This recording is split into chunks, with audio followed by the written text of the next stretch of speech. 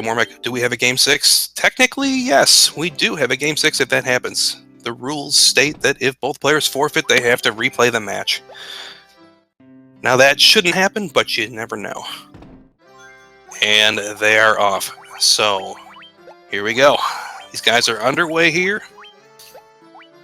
We got GreenCleric rocking his traditional white mage route, and Yoshi using the newer black mage route here. You might notice a slight difference in their early game here, but they're both basically going to start immediately off by going into Cornelia here and performing an equipment glitch in the weapon shop by picking up a hammer and turning it into a piece of armor known as the Knight's Armor. This is a piece of armor that you would normally be able to purchase later in the game in Melmond. It's kind of expensive at that point, but with the properties of the equipment glitch in this particular category of the game, this PSP version of the game, it's possible for us to essentially trick the game into giving us free copies of the item and then equipping it on characters, even if it's not intended for them or on the slots that we put it on. So for all of them, they put it on the gloves slot. That is not where a Knight's Armor belongs, but we don't care. And we're going to move on. This game is just it's just chaos here, and we're going to have fun with it. So immediately off the bat, Cleric opts to go shopping in the town as well. Yoshi's going to actually delay his shopping and pick up some items later on in Provoca, but they're both essentially going to be doing very, very overall similar routes here. So I want to hear from you guys in the chat. Who are you rooting for this afternoon? Are you rooting for GreenCleric, who is a runner, I believe, of the FF1 randomizer, or YoshiKyon, who I believe runs other types of randomizers in other games? I'm not familiar with what all these guys play, but I know Yoshi plays quite a number of different games. So, I mean, yeah. So we can already see the power of glitching the Knight's Armor onto our characters. It essentially raises our defense so high that these attacks by the wolves or other enemies are pretty trivial here. So we're not really at risk of dying from any of these encounters. We're just going to be trying to run away at this point because we don't need any of the experience from these fights here. I mean, one of the unique advantages of the equipment glitch in this particular category of the game is that the statistics from the items we pick up, with the bonus statistics like agility and intelligence that we can pick up from gear, negates the ability or the necessity of us grinding a lot of levels for our characters. So these guys are really not going to be taking too many additional fights unless they cannot run from them or they happen to die. But they will be able to save at any point in time if they want another nice perk of this PSP version. Both these guys off to a bit of a slow start here at the very beginning. That might be nerves, that might just be RNG. We won't know this early on, but no lead is particularly safe in this run, at least, and no lead is particularly unrecoverable at this point, or no deficit. So these guys have chewed through the opening dungeon and defeated Garland to rescue the princess here. So we take the princess, teleports us back to the castle of Cornelia, where we can start the adventure proper. But before we do that, she's going to hand us a nice little key item called the loot. We're actually going to talk to her, so she'll give it to us directly. If we try to leave the room without talking to her, she initiates a brief cutscene and calls us back to give us the loot. We'll need this loot at the very end of the game, so I'm not really sure why we get it right now, but, you know, that's a quirk of games that were created over 30 years ago. We didn't think about logic back then. Just adventure and fun. So Cleric off to a slight lead here. He gets into a brief cutscene where this drawbridge is being rebuilt so that we can access the next area of Provoca and reach the rest of the world. Yeah, these guys are going to be working on it as hard as possible, except for that guy in the bottom left. He's only working on it half as much. I hope he's getting paid only half as much, but if not, he's got a pretty sweet gig going on right now.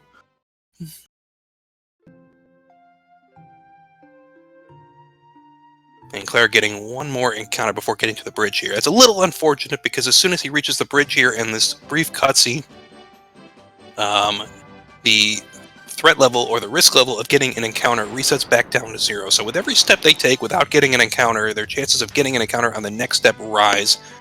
After about 16 steps, this maxes out. This is also impacted by the type of tile they're walking on. So they're walking on grass tiles right now, which have, I think, the 4th highest rate. And there are forest tiles coming up, which have the highest rate of likely encounter at this point. So you can see Cleric dodging forest tiles as much as possible, but he has to take extra steps to do so. So it's kind of a trade-off whether or not he wants to just beeline straight over to Provoca and take less overall steps, or if he wants to try running on more steps, but steps that have a lower chance to trigger an encounter. Once they get into an encounter, the threat level resets back down to 0, or if they enter a town or switch floors in a dungeon, it also resets back down to 0, so you might see them duck into and out of a town coming up shortly here. But Cleric has reached Provoca here and is going to initiate combat with the pirates so he can pick up a ship. And luckily, we glitched another item back in that opening dungeon, the Chaos Shrine, called the Judgment Staff. So if you're not familiar with that, that would be because it was not in the original game, the original NES version of the game. It's a bonus item that was added in the PSP and GBA remakes as a reward for doing some of the additional bonus dungeons here. It is the strongest staff in this particular version of the game, and if you use it in combat, like you just saw GreenCleric do and Yoshi's about to do, it casts the level 8 black magic spell Flare. And it doesn't cost any mana or have any class requirements if you do it like that. So that's a pretty sweet way to clear out groups of enemies such as these pirates that are otherwise unrunnable. The only downside to using it is there's kind of a long animation on Flare. So you might see them, you will almost certainly see them pick up additional items or spells which have shorter cast times to deal with groups of enemies later on. But for the very beginning of the game, it's a very great way to deal with certain enemy groups right off the bat. So they're both all set and have picked up the ship here. GreenCleric is going into Alfheim right here afterwards. He's going to go pick up some gold needles. He's going to need this as a safety item, just in case his characters happen to get petrified later in the adventure. Nothing can really petrify us at this point in time, but it's very foolhardy to be running this kind of a race without the ability to recover from petrification. Yoshi as well trying to make his way over to Alfheim. He's just a little bit behind at this point. The lead still does not, it's not very large for GreenCleric at this time, and it really doesn't matter at this point for Yoshi. Yoshi just wants to keep motoring along at this point and should have ample opportunity to try and catch up later in this run. I am going to take a quick drink of water while you guys enjoy this wonderful walk over to the Marsh Cave.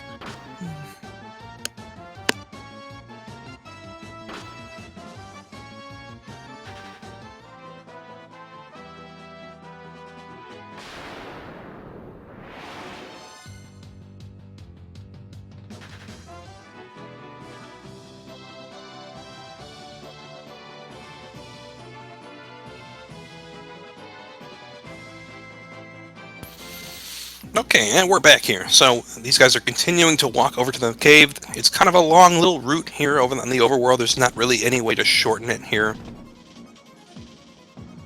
But luckily for them, they don't need to grind any levels or experience at this point. So they're basically just going to beeline immediately into the Marsh Cave, and both players have now entered the Marsh Cave here. So, and once again, they don't need any of the items or equipment that they can be found here. So they're just going to beeline straight to the crown on the 3rd floor and take on the Pisco demons that are grinding it. Get out of here. Go.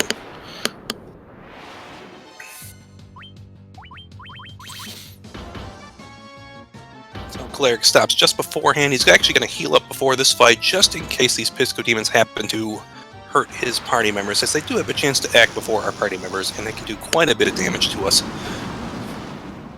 Yes, you guys can all say hi to my cat. His name is Dan, in homage to Dirtnap Dan of Fiesel and Gyre fame. So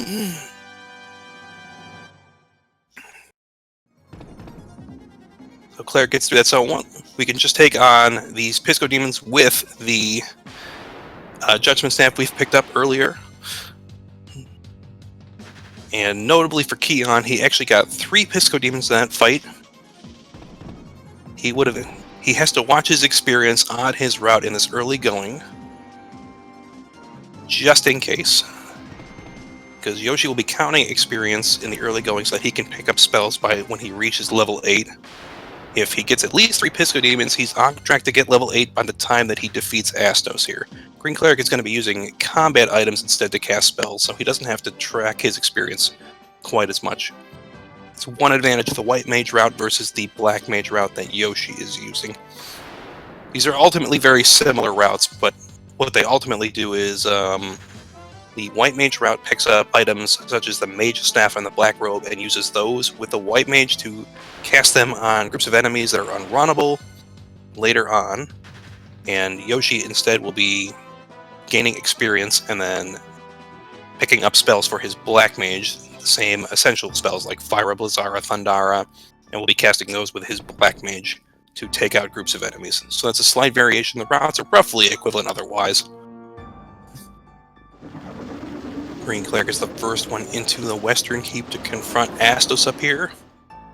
So once we take the crown, we can just go straight up here and find out that Astos was our Scooby-Doo villain all along. Yoshi getting poisoned over here, so he might have to stop and just antidote that one. So we picked up some antidotes with some of the supplies we got earlier. Cleric strategy here, he's going to be using melee attacks with his 2 melee characters, and going to be using the Judgment Staff with both of his mages. The goal here is to try to do 420 damage to GreenCleric or to Astos in one round, if possible. And it's very likely to happen if Astos does not use his spell called Death to try to kill one of our characters.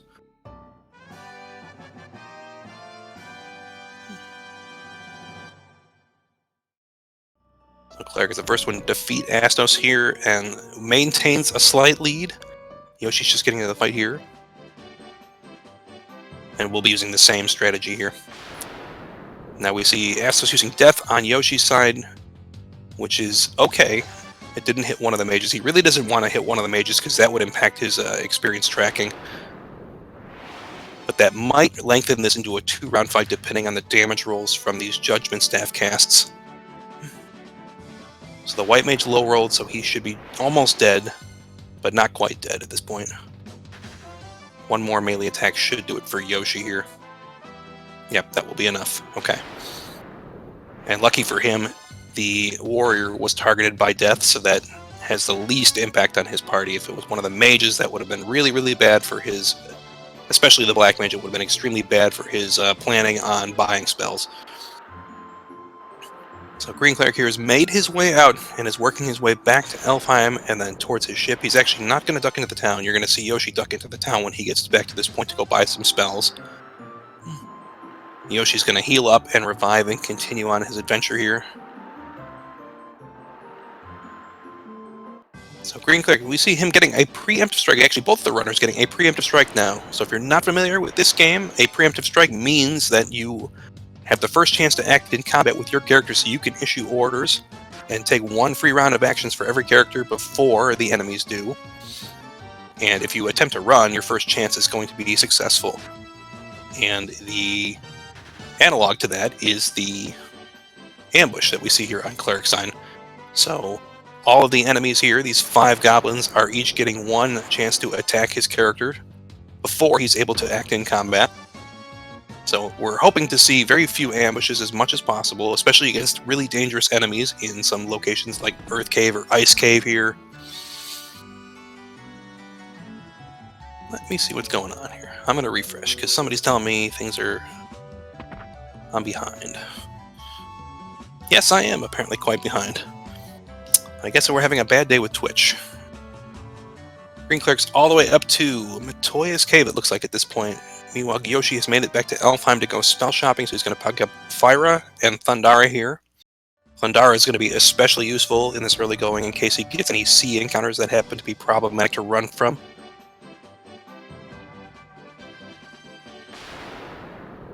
And Cleric has taken the Crystal Eye back to Matoya and picked up the Jolt Tonic. You guys might know it as the Herb from the NES version. Many of the items have been renamed in this version.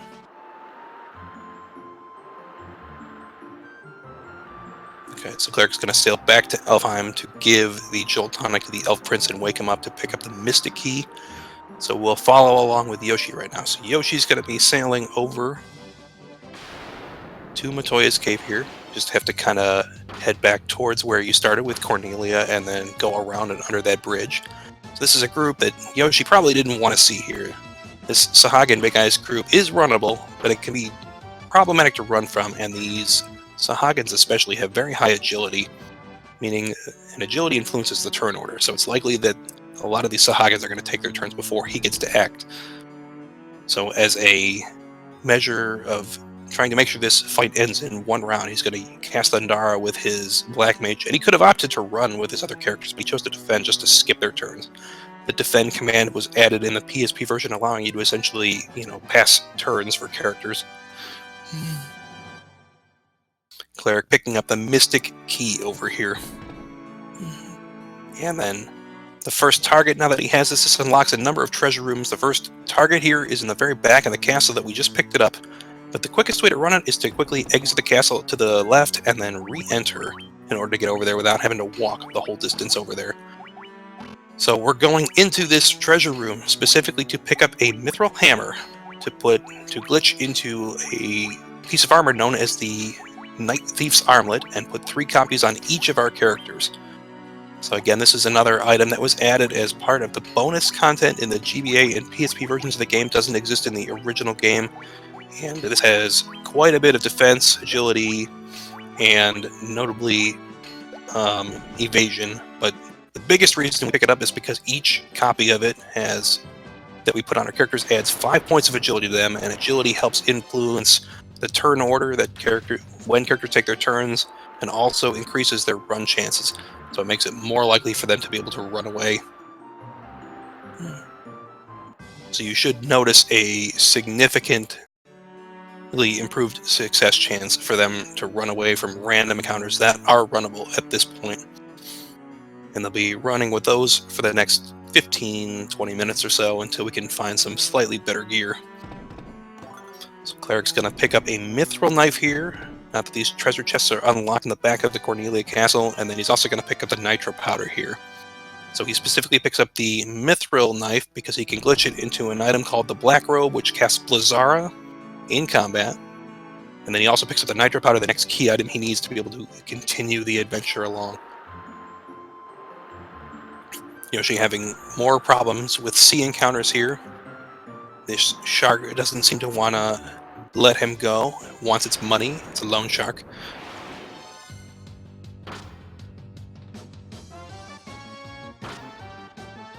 But Yoshi hedges his bets on that encounter. He could have tried to run from that if he had liked, but they can often be somewhat problematic to run from. So I actually, myself, also choose to essentially just melee them down, because one attack from one of the melee characters should be enough to take them down. So GreenCleric here continues along to Mount Dwerger while Yoshi is returning the Jolt Tonic here to Elfheim and waking up the Elven Prince. So Cleric is a couple of objectives ahead right now and probably has, I want to say, 1.5 to 2 minute lead at this point. Again, nothing that Yoshi can't catch up on at this point, but he'll just have to keep it in mind. There is still plenty of opportunity for chaos to wreak havoc on our runners and flip the lead one way or the other. So Yoshi's now doing his menu here. He's also picking up in his particular round one additional item from this treasure room, a bronze gloves.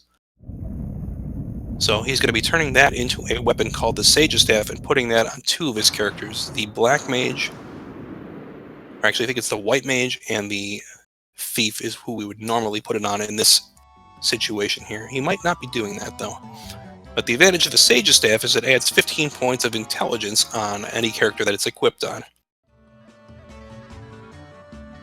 And surprisingly enough, intelligence also impacts the likelihood of running away from encounters, and it also increases the damage dealt with spells and items used in combat as spells. That's going to be important as they reach the Earth Cave, but otherwise it's not going to mean too much right now. It just increases his chances to run at this point on the characters that have the Sage's Staff. So as we continue on, Yoshi's making his way to Cornelia to go pick up the Nitro Powder. He's going to actually skip the Mithril Knife that we saw GreenCleric pick up. But he's going to pick up a 10 here by accident. Don't really need 10s in this version, as we do have the ability to save anywhere, and there are many new consumable items that were added as quality of life bonuses in the GBA and PSP versions. So you might notice there's Phoenix Downs, there's antidotes, there's gold needles, and things of that nature that just make adventuring so much less of a chore than it was in the original NES version. Yoshi getting a large group of Sahagin and Sahagin chiefs here, but luckily he's able to run away now that he has the power of the agility from the Thief's armlets on his characters that really helped him out here. Cleric, meanwhile, has reached Melmond and picked up the single most important weapon that he'll be getting in this run. So we pick up a steel gloves from the shop here in Melmond, the armor shop, and turn that into a weapon called the Barbarian Sword, another item that was added as part of the as a reward for the bonus content available in the GBA and PSP versions. Actually, it's only in the PSP version because it's a reward from the Labyrinth of Time bonus dungeon that is exclusive to this version. So this sword adds 125 attack power, the most of any item in the game, and on top of that has a 15-point strength bonus, which is going to be huge. And with the properties of the equipment glitch, it's not restricted to the classes that would normally only be able to equip it, such as the warrior or the thief, or the warrior or the knight. We can actually put it on any of our characters, including the thief, or any of the mages could be wielding swords as well. Yoshi feeling a little under the gun right now just because he's falling behind here, and this is it's been a bit of a slow start. He's been getting some pretty poor RNG, but there is still plenty of opportunity for him to catch up here. He's just going to have to keep at it. The amount of RNG these runners encounter is really not up to them, and there is no way for them to manipulate or otherwise avoid encounters. They just have to deal with whatever comes up. It's a significant factor in this particular category, especially for races. And it can and often does dictate races, but the runners will do their best to fight against it.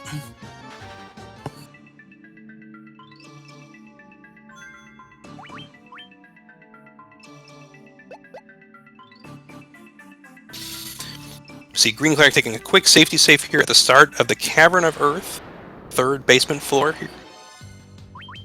This is the first instance where we can start to see particularly dangerous enemies here. So these Pisco Demons, these are the same enemies as we fought in the Marsh Cave earlier on. They can appear here as a random encounter, and if you do see them, this is the first instance where we will see unrunnable enemies.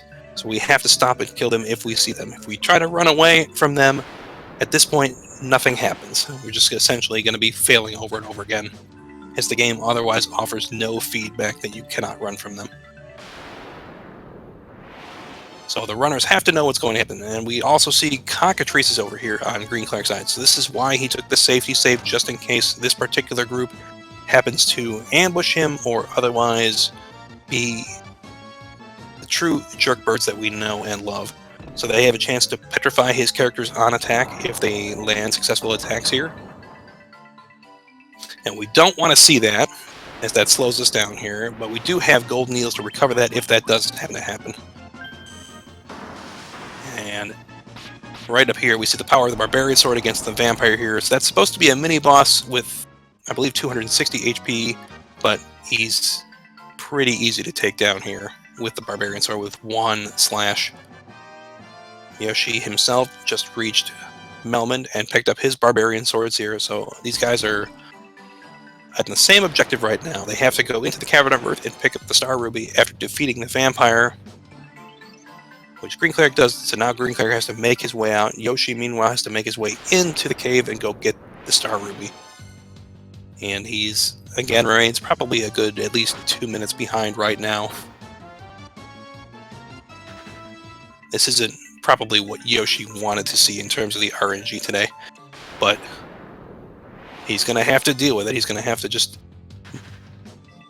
buckle up and deal with it as best as he can and see what he can do. A typical run of this category takes about an hour and 30 minutes, so we still have about an hour for Yoshi to try to catch up and make up 2 minutes, and we've seen players make up deficits larger than that, so it is completely possible for him to do so. So Cleric continues to work his way out. Yoshi works his way in. Yoshi looks like he's not going to be safety saving here. This is one place that you can take a safety save just in case here, but it looks like he's gonna, and I believe he normally does take a safety save here, but in the interest of trying to go a little bit faster and save a couple seconds, he's gonna skip that save here. This is honestly one of the less dangerous areas that you need to save, but it's never a bad idea in a race to take a save because it takes only a few seconds and can save you minutes of backtracking and recovery. So Yoshi having a little trouble running from these wraiths here. They can be a little bit problematic to run from, and now he's in a bit of a problem here because he's got 3 characters paralyzed. He doesn't want to get all 4, because if he gets all 4, he's going to be sitting there until either his characters die or someone recovers from paralysis. We call that a paralock if that happens, and we don't want to see that happen to him right now. And it looks like he got away with it. Unfortunately for him, that's going to cost him a bunch more time, so he's just going to fall slightly and farther behind as a result. Paralysis help. That sounds like an appropriate party name for his situation right now. Cleric, meanwhile, has made his way over to the Giant's Cave. We need to reach the cave beyond the Giant's Cave, but we can't do that without the Star Ruby to feed to the Giant so that he'll move out of our way. And he is a hungry growing boy, so we have to wait for him to lumber across and move out of the way once that is over with. So once again, if you guys have any questions about the run, I'm happy to answer anything in chat. Or if you guys have any predictions, or you just want to cheer on your favorite runner here, by all means, go ahead and do that here while we continue on. So Cleric's about to make it to the Sage's Cave to pick up the Earth Rod. We need that to reach the lowest levels of the Cavern of Earth that we could not reach earlier. And in the meantime, Yoshi has made it over to the Vampire. So Vampire is a bit of a pushover in this version, so we'll just take him on with one slash of one of our Barbarian Swords. We only have Barbarian Swords on our 2 melee characters, so we're going to defend with the other characters at this point. Cleric has the Earth Rod, now he's got to make his way back to the Cavern of Earth for a second trip. And Yoshi's got to make his way out of the Earth Cave now.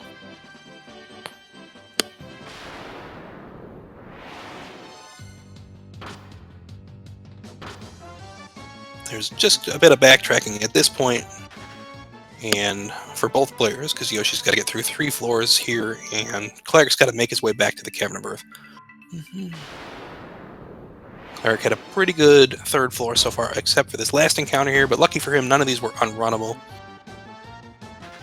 Cleric is not going to see anything unrunnable here until he returns to the Cavern of Earth, and Yoshi's past the only floor where we might see unrunnables here, so he's not going to see anything. But if he sees ambushes like this is not helping him and his chances right now. So these 8 gargoyles are each going to get 1 chance to attack his characters, and with 8 enemies, that just adds up to a lot of animation time. It's not particularly dangerous to our party, but we want to minimize the number of attacks that enemies are getting where possible, and try to run away from these encounters. Again, they don't really need the experience from these encounters in the early going, as the equipment they picked up from the glitches essentially helps to substitute their need to grind and level up.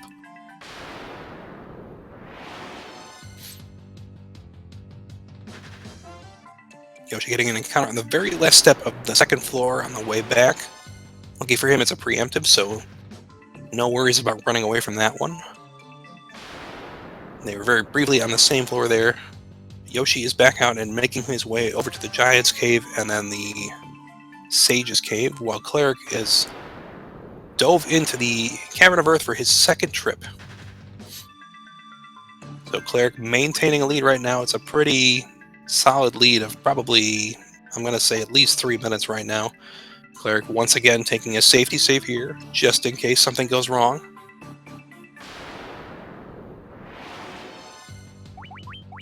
But Cleric sees another group of Pisco Demons here and does not have a great way. Ooh, we got a Pisco Demon crit on his Black Mage, which was not expected for him. And he actually only queued up his Black Mage to do damage with the Judgment Staff, but since the Black Mage got crit, that kind of slowed him down and wasted a round of combat for him. That's a bit unfortunate. Giving a little hope to Yoshi here to get caught up. So we don't have the only way we can deal with those with 4 Pisco Demons like that is to either queue up 4 attacks or use a Judgment Staff animation. Both of these are essentially going to take a bunch of time, so it's just a hedged bet about which option these runners take. And typically speaking, the Pisco Demons won't do too much damage to our party members unless they happen to crit, because crits ignore a character's defense. So that was very unfortunate for Cleric on his side. Yoshi obtains the Earth Rod on his side and is now going to do his damnedest to catch up and try to make a race of this right now. This Cleric has the whole trek back to Earth Cave and 3 floors of Earth Cave advantage right now, and is on pretty solid early game pace. Yoshi's getting slowed down quite a bit, but here's another group of Pisco Demons for GreenCleric, slowing him down yet again.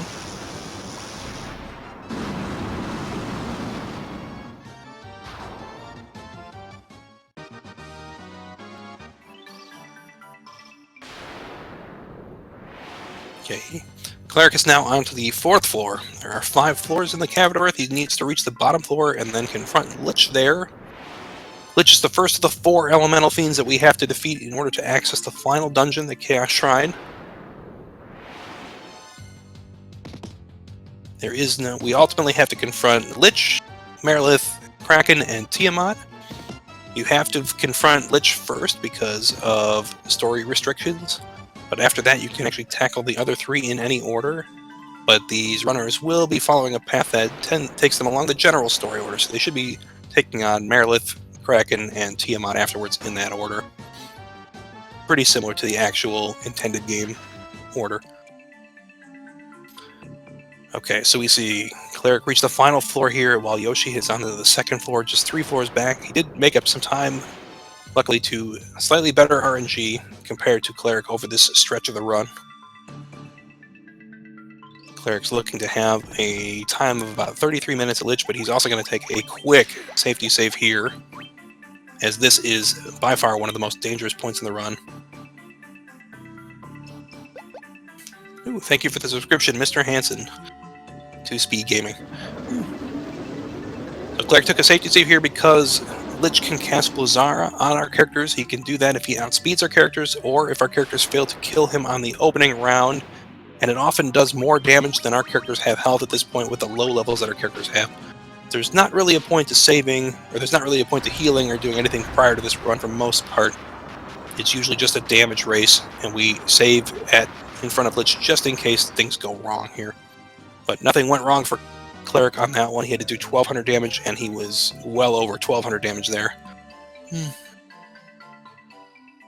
So Yoshi here is getting a group of Pisco Demons as well. But Yoshi has an advantage here because he actually has a Sage's Staff on his Black Mage, raising his intelligence, and that combined with the Thundara spell he picked up earlier that he has access to allows him to take them out in much less time than it would take Cleric to clear up those groups at this point. So that helps him make up a few seconds of time each time that he gets one of those compared to Cleric. But Yoshi is getting caught up here. He's now onto the 4th of the 5 basement floors here, getting back towards Lich. Just needs to get through this Cockatrice group, hopefully without too much trouble. And Cleric, meanwhile, has exited the Cavern of Earth and can move on to the next objective here.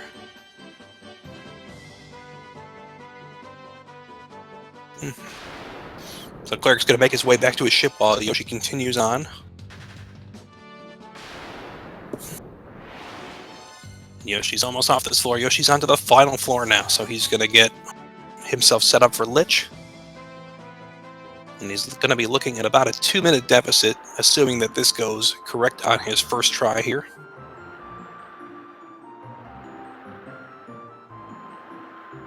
Alright, so Yoshi also should be taking a quick save here, just in case, as risking this without saving is extremely ill-advised for a race. So Cleric has made his way over to the area of Crescent Lake. You'll notice it by the very obviously shaped lake. The town itself is also called Crescent, in honor of the lake's shape. Yoshi's going to just try to, again, damage race Lich over here, and he starts off good with Lich and Thief doing plenty of damage here. So neither of our runners has a problem with Lich, and we're probably looking at about a 2-minute gap for Cleric as of the end of Lich's fight here. So Cleric is going to have to try to make up 2 minutes from this point on, or I'm sorry, Yoshi's going to have to make up about 2 minutes from this point to try to keep it even with Cleric, which is going to be tough, but it's doable. So Cleric, meanwhile, has almost reached Crescent here. So this is our next objective once we have defeated Lich.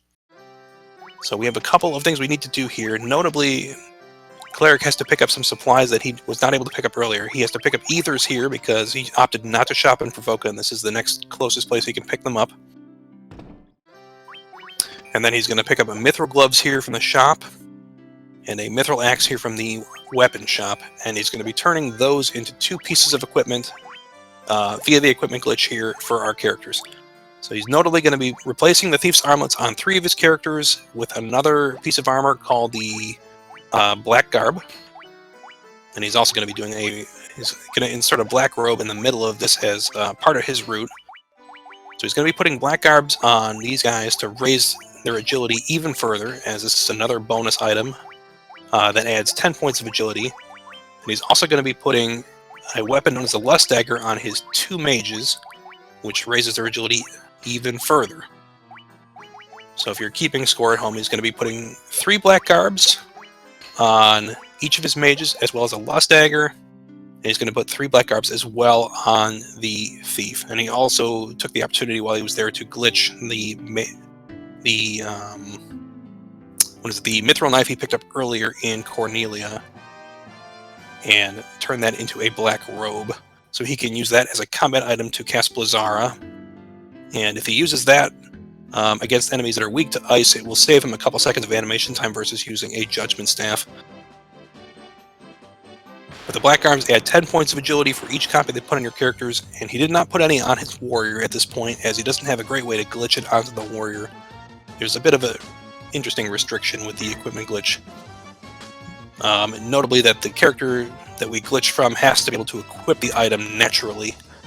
And the only character that can equip the item that glitches into the Black Garb is the warrior, so no other character in our party can naturally equip it, so we don't really have a great way to glitch it onto the warrior itself. So we tend to just leave the warrior as is with the Thief's Armlet.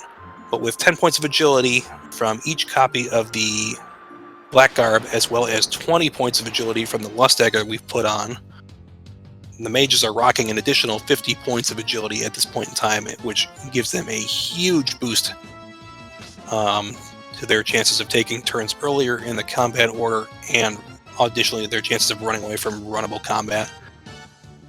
So Yoshi's going to be doing the same menu here, while Cleric is stuck in a bit of a long fight with these Sahagins over here. So this is costing quite a bit of time and definitely opening the door for Yoshi to get caught up a little bit here. Now he's able to get away, but they're both going to be making their way to the Ice Cave as their next objective after this. And Yoshi, after he's all done with this glitching, he's going to go pick up his canoe, which Cleric already picked up, so as a reward for defeating Lich. The Circle of Sages that is in the Crescent Lake town rewards us with the canoe so that we can continue on to the next destination in the story.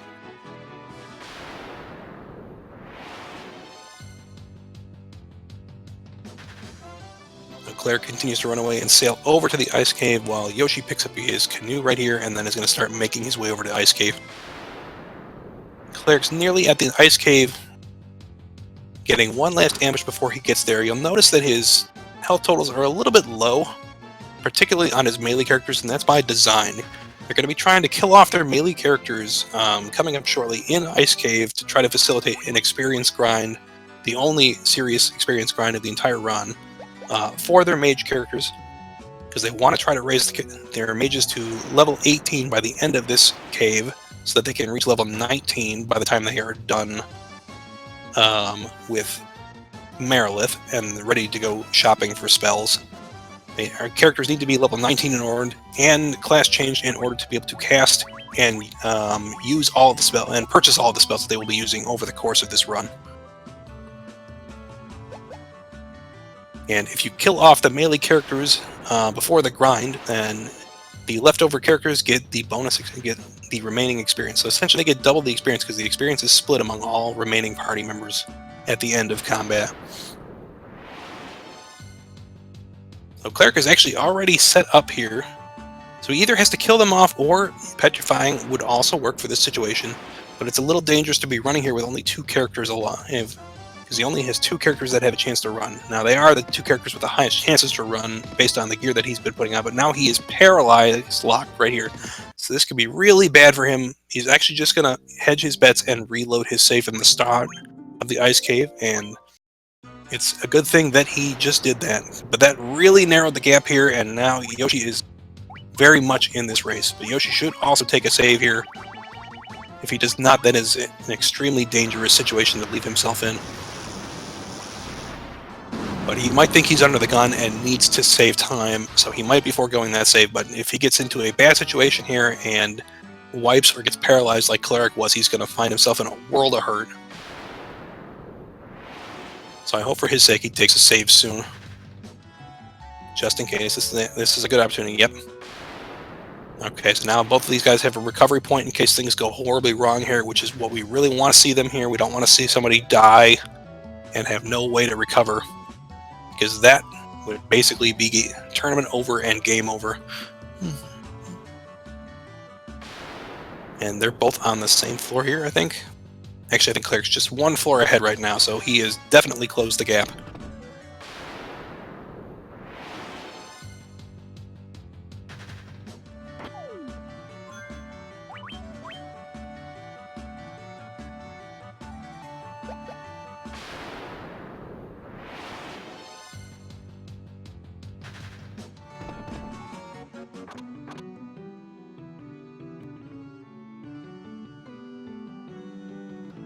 Just refreshing here. Looks like I'm having a little bit of a problem with the restream.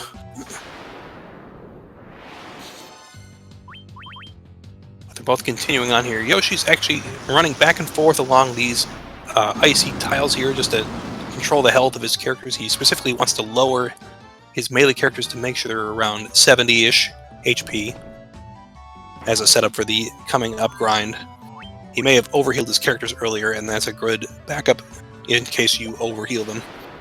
As you can step back and forth from those tiles and not risk any encounters. And each time you step on a tile, it lowers your character's HP by 1. So here we go. Cleric has now reached the grinding spot for his mages here, and his party's already correctly set up, so he doesn't have to rely on good RNG from this particular fight. The general setup for this fight is that one of the moves that Evil Eye can cast on the opening round is Thundara, which does approximately 70 damage. It can sometimes do a little bit more. So we try to set up our party such that we skip the first turn of the round and make sure that Evil Eye kills off the warrior and the thief. He doesn't always cooperate here and do it on the first round here. But Yoshi's essentially waiting to see until Thundara comes, and here it comes on Evil Eye's side. And lucky for him, his Black Mage survived in spite of the very low HP totals that his Black Mage has here. Now they're basically just going to be stepping back and forth. They're going to pick up the Levistone here and then go back and forth in order to force an encounter with Evil Eye on this tile, because each time you step on it, an encounter with him is triggered and it's unrunnable. And this is a great particular encounter to be able to set up the party for an experience grind, as well as get a lot of experience and money from these fights here. So this is one of the safest spots they can find to set up the parties. They're both in the middle of the grind here. Cleric got into the grind a little bit earlier, as his characters were petrified beforehand, and he didn't have to wait to set up, wait for Evil Eye to kill off the characters. So they're going to take approximately 7 to 10 fights to try to reach their mages both to level 18. They might stop short. Some runners might stop like 1 fight short of 18. But it's really up to runner preference. They can do whatever they need to do here.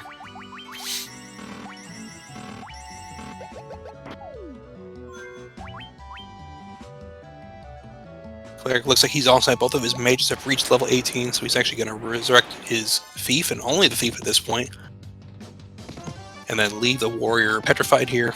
Take a save after the grind, so he's all set to continue on and recover in case something goes wrong in this escape from Ice Cave here. And it's off to a bad start with an ambush, but lucky for him, there's only 3 enemies here. He can get away. He should be able to get away from this pretty easily. And if he doesn't, there's only 3 enemies to win. There's a forced fight there on that tile as soon as you fall down onto that floor. And that's the last forced fight he's going to be required to take. And Yoshi's all set with his as well. He's going to heal up and going to have to go through this forced fight here. And then try to get out. Cleric gets 1 more encounter, and unlucky for him, it's a Pisco Demon here slowing him down. This is Yoshi's chance to try to get caught up. He's only 1 floor behind on the way out of Ice Cave right now. Ooh, he gets 1 more encounter as well himself. And Cleric is the first one to exit Ice Cave, so he is through probably the most harrowing part of the run in terms of encounters and likelihood of dying and wiping. Yoshi, meanwhile, is trying to get out of this fight. These specters are not letting him run as quickly as he'd like. So he's getting slowed down a bit. He does have Fire Ray to take care of them if he wants to.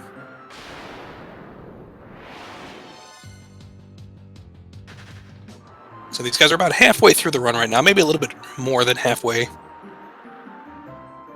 As again, a run tends to take around 1 hour 30. Yoshi getting 1 more group of enemies here with Thundara. Take these Pisco Demons out. Oh, and he got the damage roll on that one. Very nice. So he took off the Sage's Staff that he had on his Black Mage earlier. So that lowered the intelligence of the character, and it turns that into a bit of a damage roll, as those Pisco Demons only have 82 health. And if you were watching carefully, it did just a little bit over 82 for all of them. If it had done less than that, it would have taken more than 1 cast or 2 rounds of combat to take them out. But this Hydra Crocodile ambush is not helping him either, so once again, Cleric is starting to build up a bit of a lead here. Still nothing that Yoshi cannot recover from at this point, though. Even halfway through the run, there is still plenty of opportunity for him to do it, and especially even in the final dungeon, can make up time or lose time for one or both of these runners.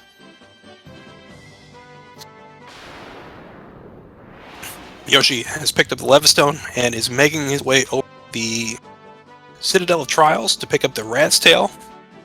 Now that we have the airship, we will ditch the regular ship or the canoe that you see on Yoshi's side. We'll still have the canoe. We'll only use that when crossing rivers, but the boat here that you see on Yoshi's side will no longer be seeing that from this point on. The advantage of the airship is it moves twice as fast as the boat, and there's no risk of enemy encounters while you're flying it in midair. So it's easily the fastest travel method in the game, and it's the preferred method from this point forward. They could always go back to the boat if they wanted to, but there really isn't a reason to do so.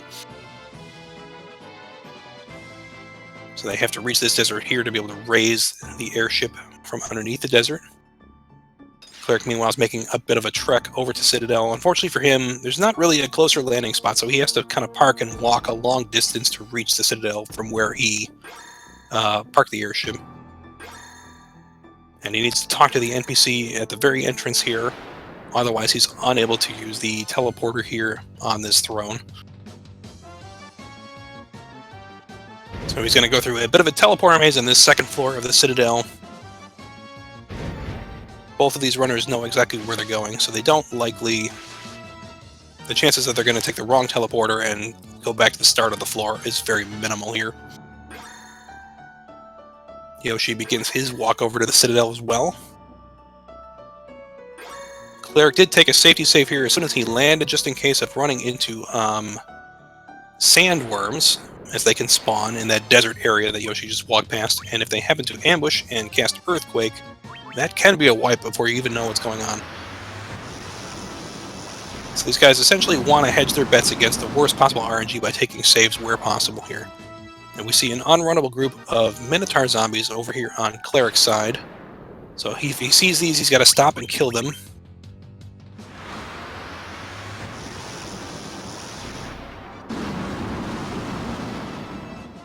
And he opts to use the Judgment Staff on that. He could have also melee attacked if he wanted to.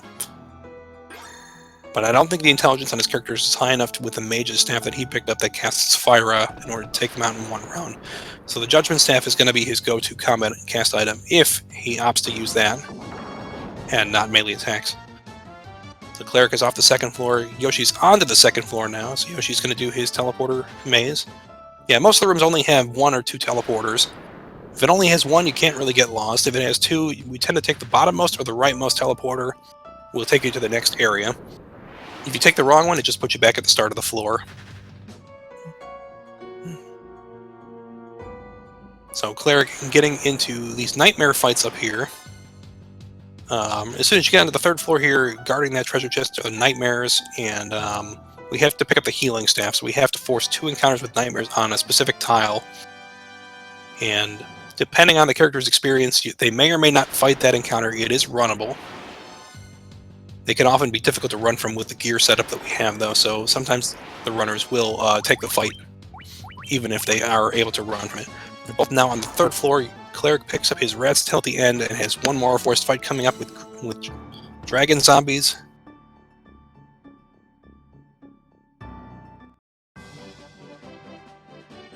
Yoshi gets through his first nightmare fight here. So Cleric is all set.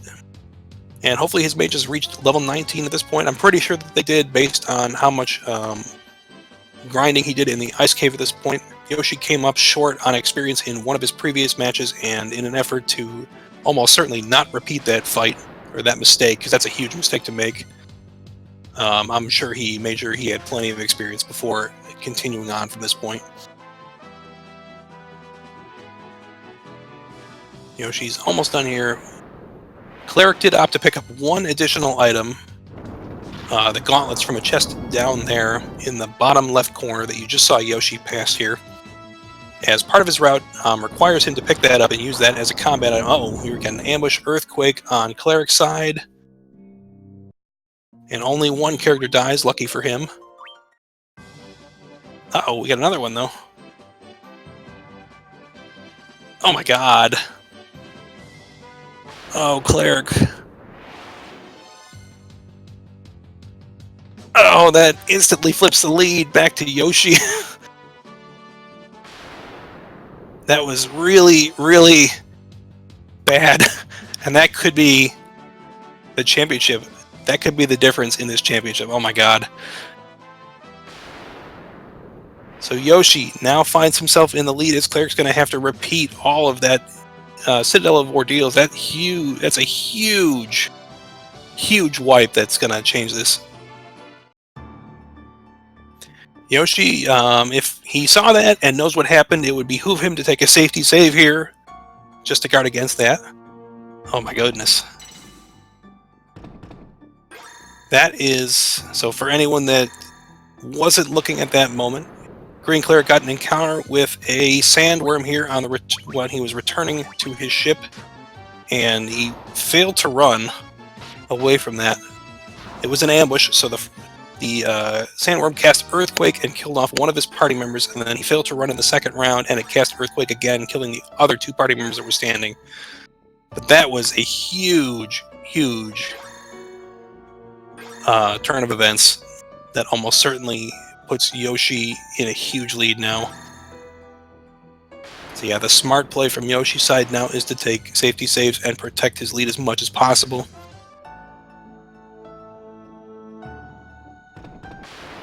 That could be the game changer, unfortunately. But we'll have to see. It's not over yet.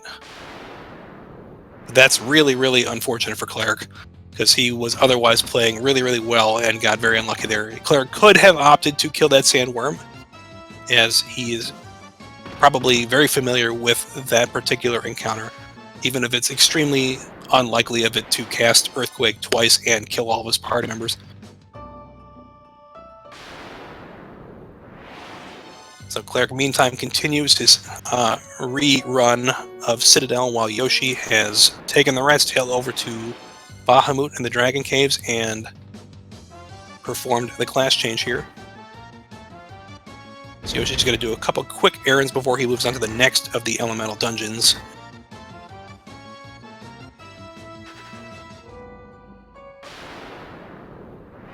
Okay, Yoshi's going to pick up a Fairy's Bottle here, and he's also going to, an additional menu of items opens up here in this particular version after you have bought the Fairy Bottle here in the caravan.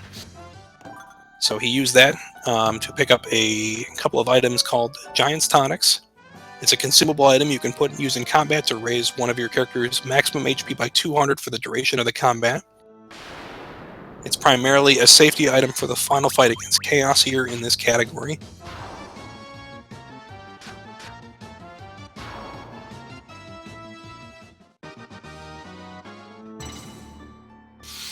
I'm going to switch over to Yoshi's audio,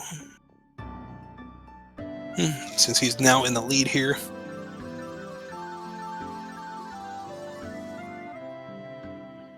Cleric, meanwhile, is all set with his second trip through Citadel, and hopefully does not encounter any more sandworms here. They are rather rare there, and it's even rarer when they ambush and cast Earthquake on you, but Cleric's got his work cut out for him now.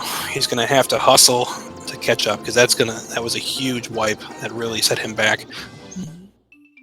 Yoshi has taken the Fairy's Bottle over to Gaia, unleashed the Fairy, and the Fairy rewards him with Oxyel, a key item he needs to be able to proceed through the Sunken Shrine here. But before we do that, we're going to take this convenient opportunity to go through Mount Gulg, as there's no other requirements to be able to reach this location along the way. So Yoshi's going to race through Mount Gulg here. It's 5 floors long, but there's 2 sections each on the 3rd and 4th basement floors. And yes, this is best of 5 format. You can see the win indicators under the timers for each player. So each of these little chaos emblems here indicates that they have won. So this is game 5. And this is the final match of the tournament, because this is the finals. So Yoshi is maximizing the number of steps he's taking on lava tiles, because that reduces the chance, because you cannot get encounters on when you're running on lava tiles. But each time you run on a lava tile, you take 1 point of damage for each surviving party member. So you're taking a lot of damage by just running this, but you're avoiding the likelihood of encounters here. Now this could be a little dangerous for Yoshi, because he's only got 1 character. He's got 2 characters extremely low health entering this random encounter here, so he might. No, looks like he's just going to take a run and see if he can get through the rest of this. And he should be all set. So there's no more lava tiles at this point, and he's going to get his whole party back up and healthy. Yoshi looks to be a little bit low on potions here, but he's not going to be using potions after this point.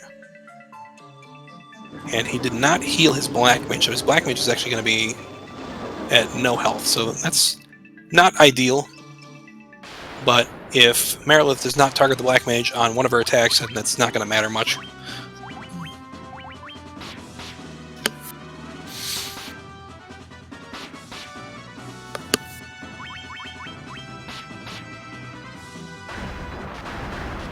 So Yoshi reaches Marilith here, and he's just going to, again, damage race her. Has to do 1,440 damage to her, hopefully before she does Fyra or anything like attack the Black Mage there. So the Black Mage is going to survive, get experience from this fight.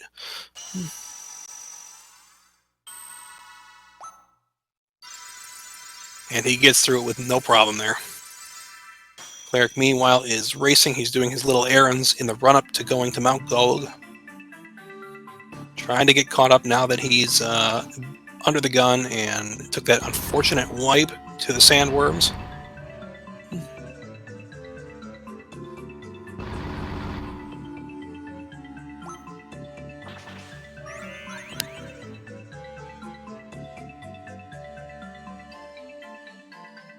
So Cleric gets his Oxyel and is ready to take on Mount Gulg, and then that will also help him take on the Sunken Shrine, which is another area where the lead can definitely swing a little bit. So Yoshi's all set here. He's going to move on. He's ready to do his spell shopping now. So he's going to stop here first in Elfheim and pick up Haste for his Black Mage. And in his particular route, he's also going to pick up Lazar for the Black Mage. So he has a way to deal with enemies that are weak to ice in a more timely manner than using a Judgment Staff, because the animation is quite a bit shorter. Now he's going to take a second trip over to Melmond and pick up some spells there. So now that his characters have reached level 19 and are class change, they have the ability to purchase and use all the remaining spells they're going to need from this province. So he's going to pick up Healar for the White Mage, used primarily for healing on the final fight from this point forward. And he's going to be using Teleport on the Black Mage, which is going to save a bunch of time backtracking in dungeons and towns.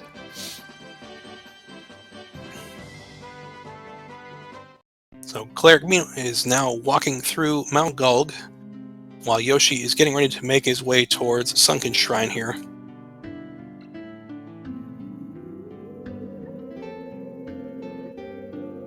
So the entrance to Sunken Shrine's here in the town of Onrak. You have to walk through the town, hopefully avoid this NPC over here. Yep, he's not in the way. They can sometimes get in the way here and block your progress, and if that's the way it happens, then you just kind of have to push the NPC out of the way until they move. But Cleric's gonna run all the way down, it looks like, and then take his heal before Marilith. Yep, so he's all set here. He's gonna get his party back up to full health. He's got a ton of potions here. Yoshi's gonna continue to hold the lead and start Sunken Shrine. Well, I don't know why I keep falling behind. If that happens. This restream seems to just not be keeping up or something.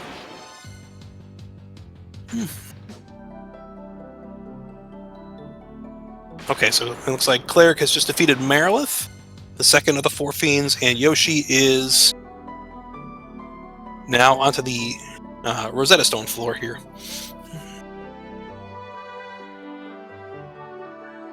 So there's two objectives for Arcot runners in this Sunken Shrine here. So they have to make their way first to the top floor to pick up the Rosetta Stone here. Yeah, I don't normally have problems with pausing and refreshing here, but I guess it's a little bit laggy today or something. Maybe it's a Twitch problem. Either way, we're dealing with it. But thanks again for letting me guys know that I'm a little bit behind, guys. Appreciate the help here. So Yoshi has picked up the Rosetta Stone and now is going to be making his way towards Kraken. He's going to take a quick detour here first and pick up a light axe. So he needs this for one more equipment glitch coming up here. And there's two places you can pick it up in the Sunken Shrine here. Yoshi's opting to pick it up on the 4th floor. So it's a slightly faster... If things go really, really well, then it's slightly faster to pick it up on the 4th floor, as it's a couple steps fewer than trying to pick it up on the 2nd floor. But the types of encounters you can get on the 4th floor tend to be more of the unrunnable variety, and so that can slow you down, but both players will probably be picking it up either way. So here we go. Yoshi has reached the light axe on the 4th floor, and he's going to turn that into a piece of armor known as a survival vest. This is another one of the rewards for the bonus dungeons in this particular version of the game. And Yoshi's also going to begin setting up his party for the end game here. So he's going to put 3 lordly robes using the heal. He's glitching from the healing staff he picked up earlier to turn that into a piece of armor known as a lordly robe that adds 20 points of intelligence for each copy that's equipped on the character, with the end goal being to essentially spam as much intelligence as possible on the White Mage so her heals do as much as possible.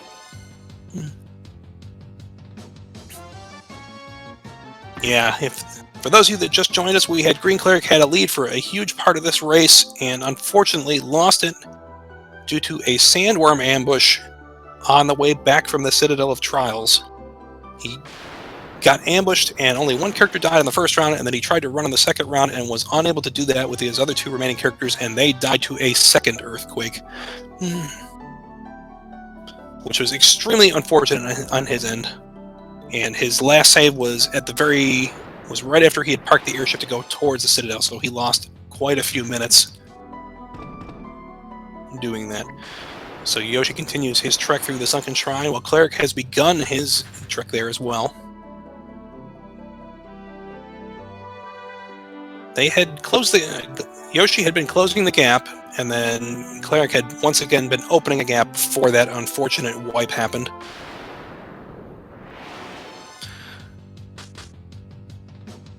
So Cleric's working his way up to the Rosetta Stone while Yoshi is working his way down towards Kraken.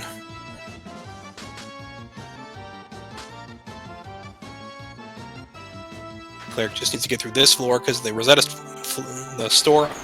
floor on which the Rosetta Stone relies does not have any random encounters, so he can just beeline it there. But in the meantime, Yoshi has reached Kraken's floor and just has to go through a long, windy passage to reach him. And the only unrunnable he might see at this point is water elementals on that floor. In the meantime, on Cleric's side, we're seeing Ghost encounter. This is unrunnable. But we do see the water elementals on Yoshi's side here, so Yoshi has to stop and cast Blizzard to take them out. Cleric used Fyra on that Ghost group, and we're also seeing a Sahagin Prince Chief group on Cleric's side. So those are the 3 unrunnable formations you can see here in the various floors of the Sunken Shrine. We saw them all in quick succession.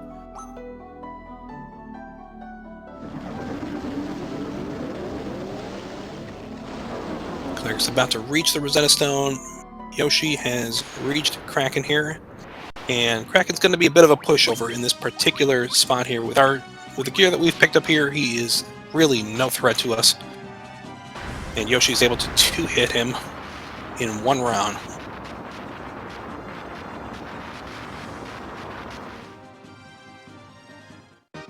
So Yoshi maintaining the lead that he's been gifted ever since that wipe on Cleric.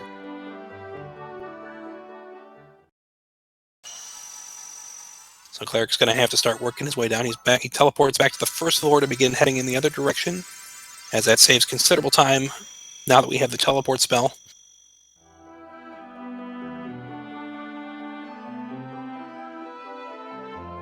So Cleric's really hoping to avoid any unrunnables here or ambushes of this nature. It doesn't really want to see poison either, as poison just wastes time for us.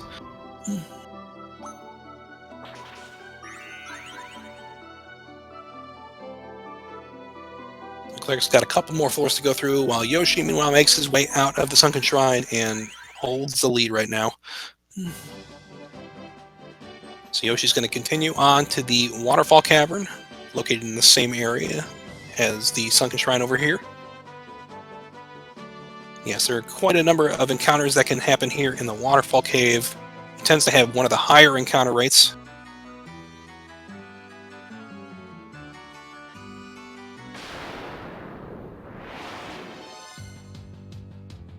So Cleric has reached the Light X on the second floor and is now going to do his setup with the survival vests here.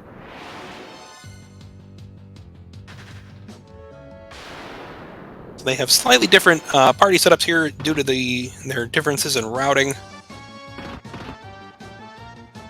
at this point. Primarily what's going to be happening is Cleric is setting up his White Mage with a mix of intelligence and intelligence boosting gear, so that she is capable of taking out the enemies if we see large unrunnable enemy packs such as the one Cleric just ran into.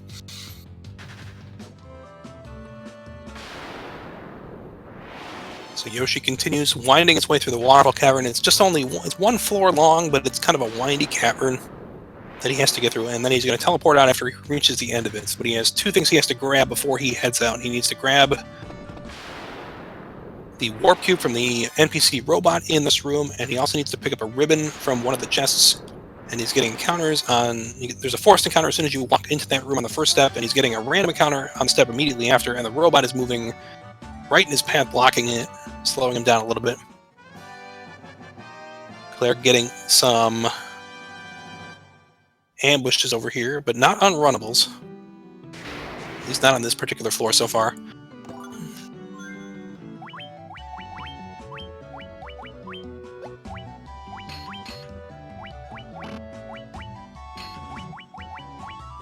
Cleric making his way over to Kraken. Yoshi, meanwhile, has picked up the ribbon, and he's going to be putting it on 3 of the 4 characters. He's going to put it on everybody but the Black Mage at this point. So that helps protect them against most status effects from this point, so he should be in great shape to continue on and finish that run. It's going to be really important towards the final fight against Chaos, especially.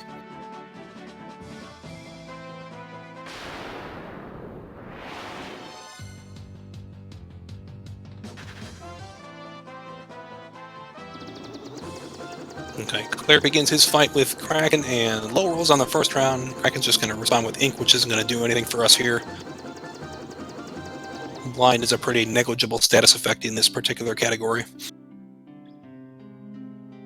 Yoshi, in his post-waterfall errands at this point, so now he has to make his way over to Lufenia, but he has to stop over at Melman first so that he can get the Rosetta Stone translated.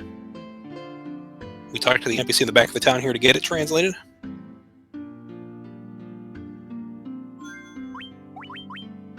And then we teleport out after that's all set.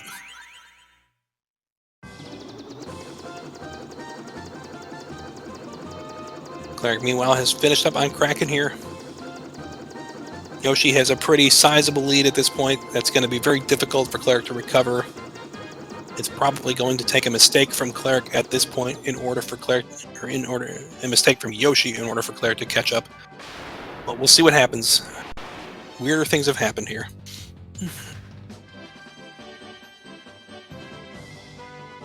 It is called, I believe it's called Darkness in this version as well, but it just basically reduces the likelihood of the number of attacks that you're doing. But we have such high agility that it pretty much, it's a pretty negligible difference in this one.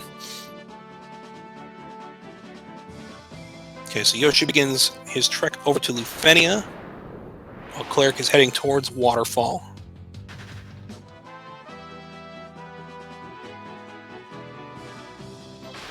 And Yoshi's getting there pretty quickly, and he's not seeing any unrunnables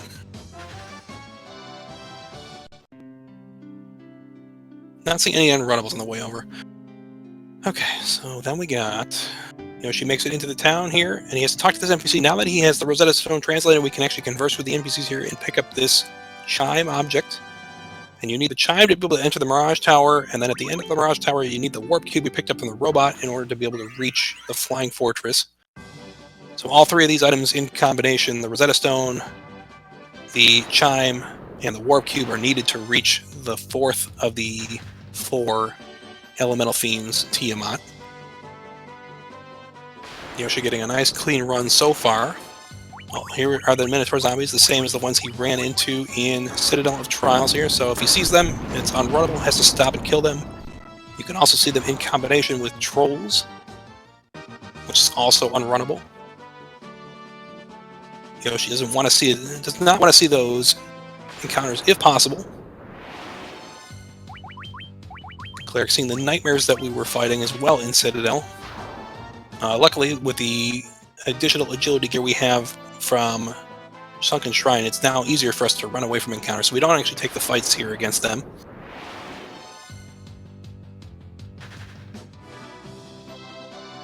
So Yoshi makes it back to his airship and it takes a quick ride over here to park and head toward Mirage Tower. So he's going to work on that while Cleric has reached the treasure room in the Waterfall Cave and is putting ribbons on his characters. Now has to go talk to the NPC and pick up the warp cube, and lucky for him it's a preemptive in here. So Yoshi maintaining his lead here. He begins his trek through the Mirage Tower. So it's actually 3 floors long, and the second floor is the longest and windiest of them. He's just kind of circling around the outer perimeter of the floor, as it's kind of essentially a circle to navigate this floor. The encounter rate here can often be very ridiculous, though, even if many of the encounters themselves are not particularly dangerous to us.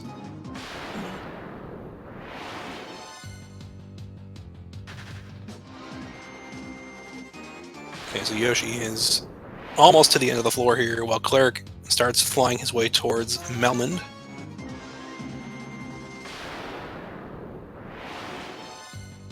So Cleric's going to get that Rosetta Stone translated so he can go to Lufenia. And Yoshi's going to reach the final floor here. There's a forced encounter here with a blue dragon, and it's unrunnable, so he has to kill this group and then continue on.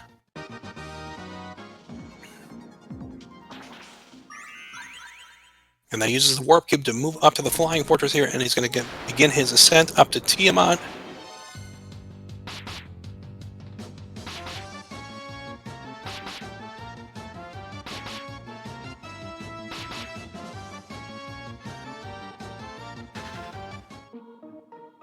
Okay, not much to say here at the moment. Yoshi continues to maintain his lead.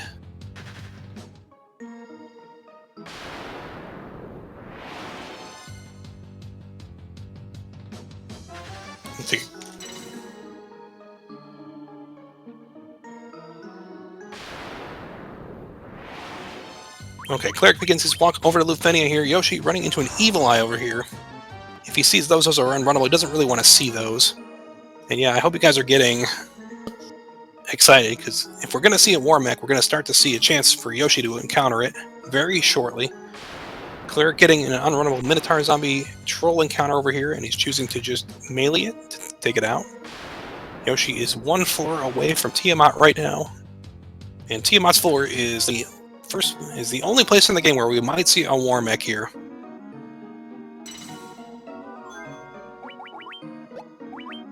So we see a safety save here from Yoshi, just in case. Yes, if you guys ordered a War Mech, this is the chance where they may appear.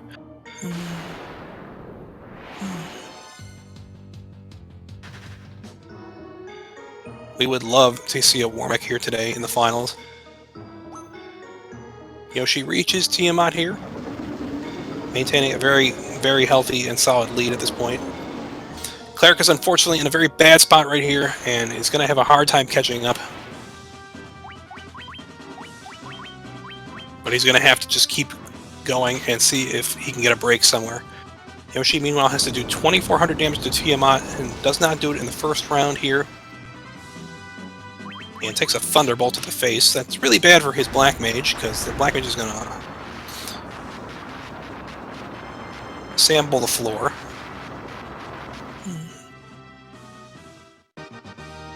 But Tiamat is down. That's the last of the 4 elemental fiends we have to fight before we can reach the final dungeon. So there's going to be a short opportunity after this brief cutscene here where Yoshi may have a chance to get another War Mech encounter. But otherwise, Yoshi's going to beeline out of this dungeon and start to make his way towards the Chaos Shrine. And he's going to try to bring home the championship, if he can. But he's got a pretty solid lead right now due to that unfortunate wipe earlier for GreenCleric against Sandworms. So this is going to be the second year in a row that a Sandworm might impact the finals. So Cleric reaching Mirage Tower and has to now begin his ascent here. He's the entirety of Mirage Tower and Flying Fortress behind right now, which is several minutes. Yoshi does get an encounter here, and it is not a War Mech. One last chance. Nope, no War Mech for Yoshi, so now we're going to have to hope for it on Cleric's side. And little known rule, if you see a War Mech on your side, you automatically win your match. And that would be the tournament right there. I'm joking, of course, but am I really joking?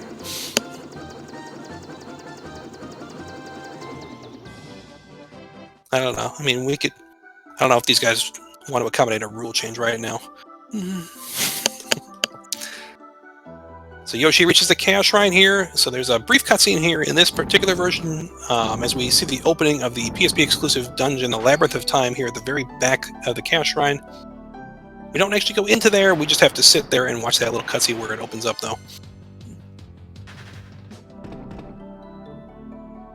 It's a little unfortunate we don't see any of the bonus dungeons in this particular category, but with the property of the equipment glitch, we don't really need any to take a visit to any of them, unfortunately. And it's a little difficult to get in and out of them, since you can't really teleport or warp back and forth. Cleric takes down the blue dragon and begins his ascent up the Flying Fortress, while Cleric begins his descent to Chaos at this point. So Yoshi took a quick safety save, I'm sure he did. If he didn't, that was very, very foolish of him and could cost him dearly. But he begins his descent with an encounter against purple worms. They're unrunnable here, so you're going to notice quite a number of unrunnables here. And that could really impact them. These white dragons are runnable, but they can do quite a bit of damage if you fail to run from them.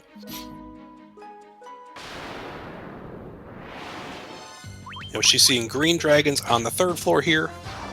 So these are also unrunnable, and they're weak to ice, so he can either choose to melee them or cast Blizzara is the ideal way to deal with them, depending on the number that show up. Cleric is already onto the 4th floor of the Flying Fortress here, and is doing his darndest to catch up for the mistake that happened earlier. Yoshi working his way over to the Death Eye encounter here. Just has to get through this floor.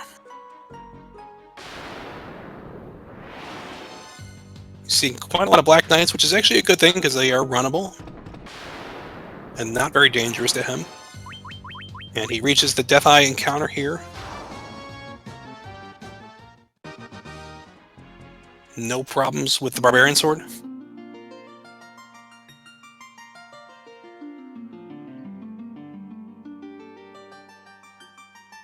Apologies, Yoshi. I forgot about that.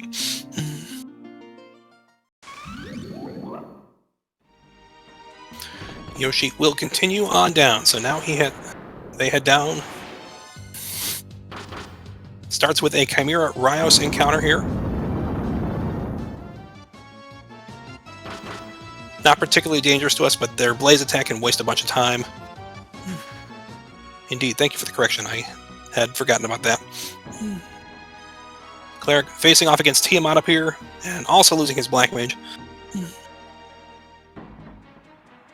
But luckily for him, he got a haste off on his Ninja, and that took care of Tiamat on the 2nd round.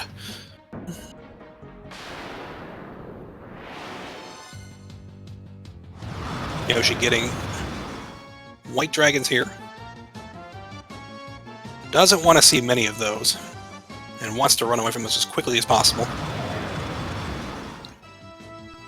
But they are proving problematic right now. So we'll see what Yoshi chooses to do here, if they're gonna fight or try to run. Fails to run, but he did queue up a Judgment Staff to take them down, I believe. Just has to survive this. This is wasting a bunch of time and making this a lot more hairier than it should be.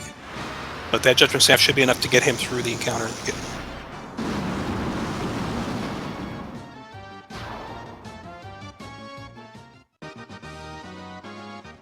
Yeah, that was a smart play on Yoshi's part to get the Judgment going, just in case the characters did not run away.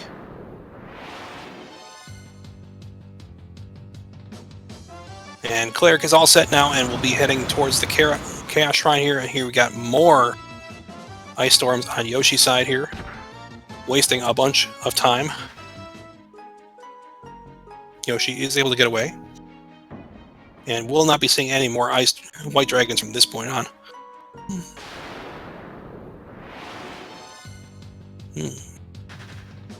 So yes, if you guys are not familiar, there are Phoenix Towns in this version of the game. It's one of the quality of life enhancements of this one. So Yoshi is still holding his lead, but still holding the lead. Getting Earth Elementals here. These are unrunnable. So Yoshi is forced to stop and kill them. Fyra, with his party setup, should be enough to take them out. Yoshi's almost through this floor. So this is the first floor where we see refights against the Elemental Fiends. In this case, we're going to see Lich on this floor. Cleric is entering now the Chaos Shrine and is doing his best to catch up, but he is still several minutes behind and will be working as hard as he can to try to catch up. Yoshi begins the fight against Lich here, and most likely took a safety save here, as this can be a very dangerous fight if Lich opts to cast Flare on the opening round. Goal here is to do 2,800 damage to Lich before Lich kills you.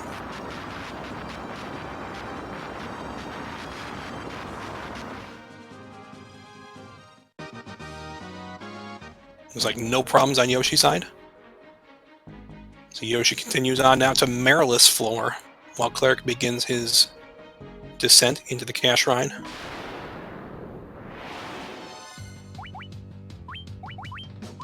Yoshi seeing fire elementals here. It's a little rare. But a Blizzara will take care of them.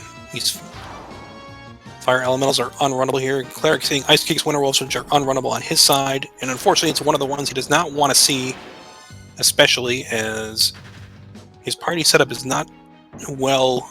His party is not set up very well to deal with them. As he has Fire, but Fire is not guaranteed to do enough damage to take them out. So his best bet is probably going to be to use the Judgment Staff to take them out, to guarantee it goes down in one action. Yoshi fighting off against Merilith here on the refight.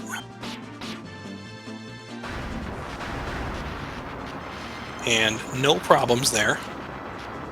Merilith not particularly dangerous at this point of the run.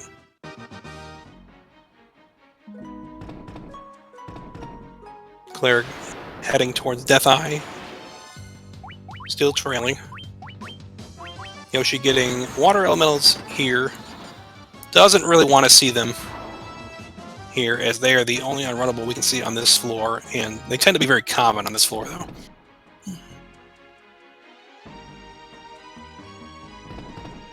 Cleric has reached Death Eye here. Yoshi maintaining his lead.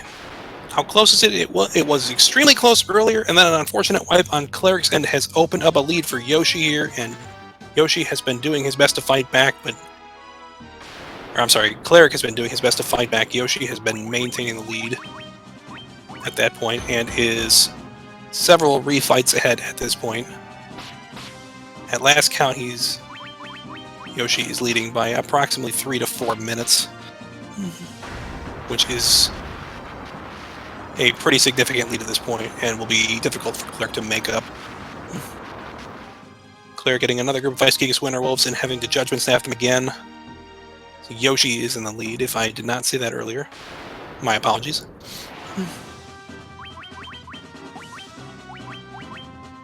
Yoshi onto the final of the 4 refights here with Tiamat. Tiamat has significantly more HP than the other ones in this particular fight. So he has 5,500 HP, so hasting him is a good idea. Or hasting the ninja is a great idea here to try to make this into a 2-round fight if possible.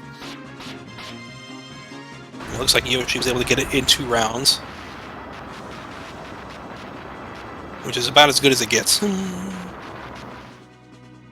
Cleric getting yet another Ice Gigas Winter Wolf is just slowing him down here. Kind of hoping Yoshi sees Iron Golems, as Yoshi is one of the only players to actually see Iron Golems in this entire tournament here, but they did not make an appearance today.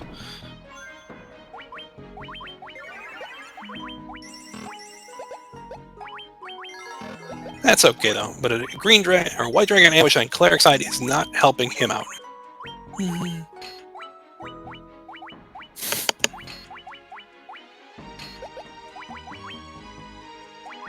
Yoshi is now setting up for the final fight here against Chaos, trying to bring it home for the final time.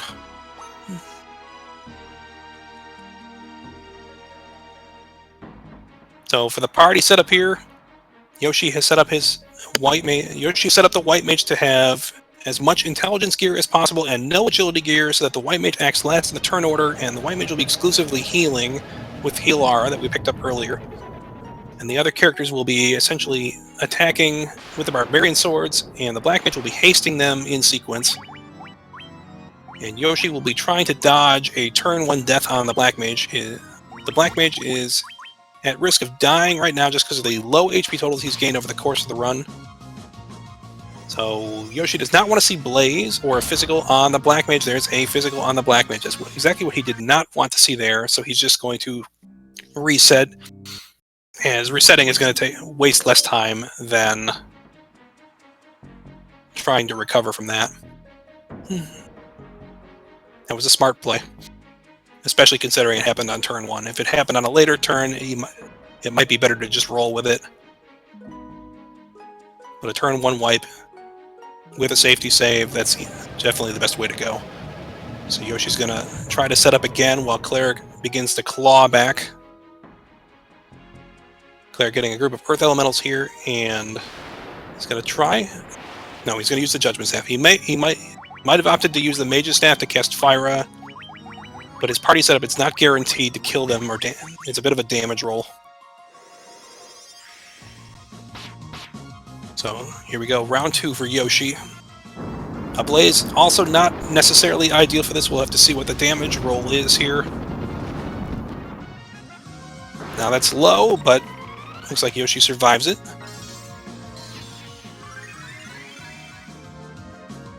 So his mage gets through round 1.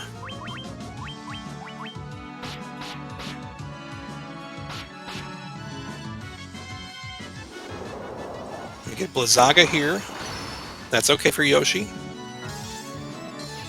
Cleric, meanwhile, taking down Lich. No flare.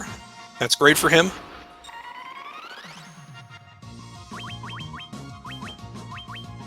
Yeah, Yoshi admitted he was... Yoshi said he was...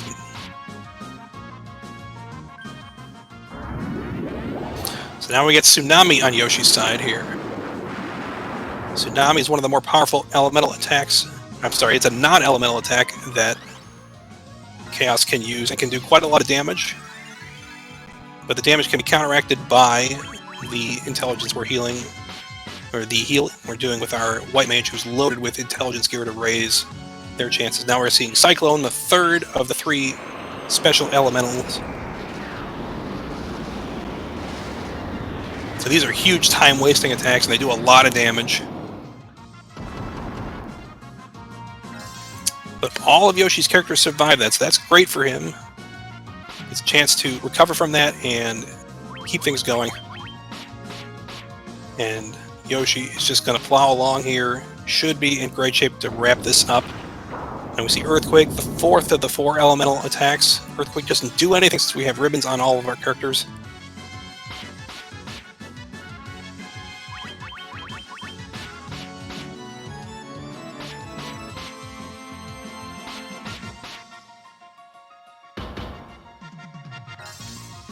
This looks to be in the bag for Yoshi.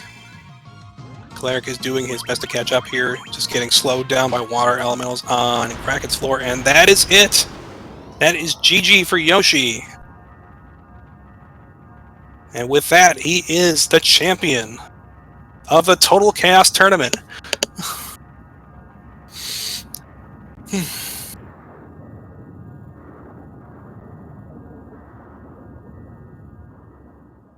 We will try to get Yoshi in here briefly to get him, to have him talk about that experience.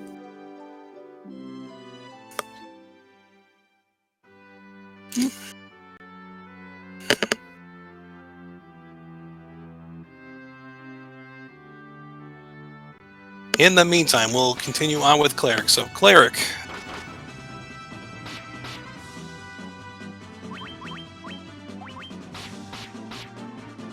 continues on with Tiamat. Tiamat doing a Thunderbolt on the first round. That may kill the Black Mage off. Yep, that's going to be a Black Mage death.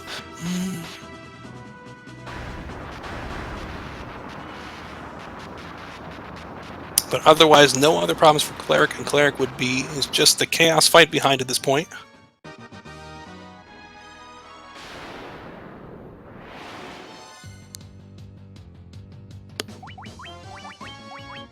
Cleric getting, ooh, a group of purple worms. That really stinks at the end. They have a lot of HP and need the Judgment Staff to clear that kind of a group. That's a waste of time here. Come on. Cleric's almost through. Okay, so Cleric's all set here with encounters.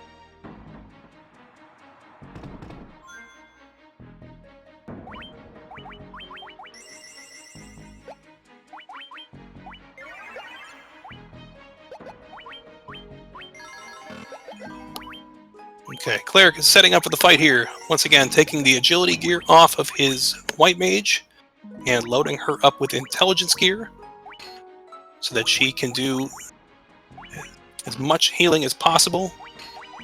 And then we'll be attacking with the melee characters and hasting with the Black Mage in sequence, and then the Black Mage himself, after he's all done, will be attacking himself. So in an ideal round, this takes 6 or 7 rounds.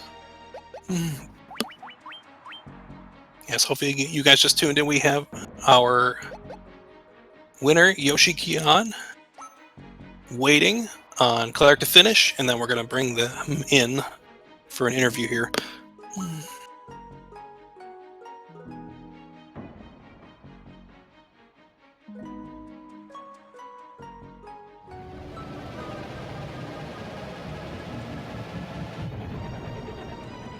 So here we go for Cleric. Cleric's all set here. Getting started. Cleric's Black Mage looks to have a little bit more HP than Yoshi's did. That should increase his chances of surviving round 1. Round 1 is the most critical part of this particular fight. We don't want any of our characters to die on round 1. And if they do die on round 1, if you had to save, it's wiser to just save and reload, essentially. Or just reload the save and then restart the fight. Because it wastes less time than trying to continue on and resurrecting a character. It can be very dangerous to resurrect characters here, as Chaos has a lot of very powerful party-wide damaging attacks. And if you just get unlucky, it can be very dangerous to recover that. So Chaos not messing around right here is going immediately into his skill cycle where he does Blaze first and then Tsunami second on the second turn. His party survives that, but they might be in bad shape for this next round if he does Cyclone. We'll have to see what happens. Cleric's going to continue on here. Cyclone. Now this could be really bad, specifically for the Ninja. And it might even be bad for the Black Mage here. If this puts them all down, that could be very bad. Ooh, the Black Mage just survives, but the Ninja does not. So that's just going to slow this fight down here.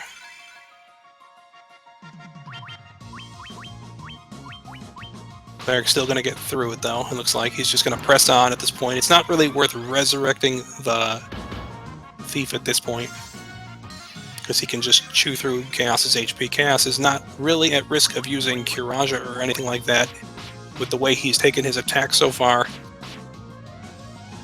And Cleric is actually well healed here, so it's going to take a very, very powerful crit to derail it.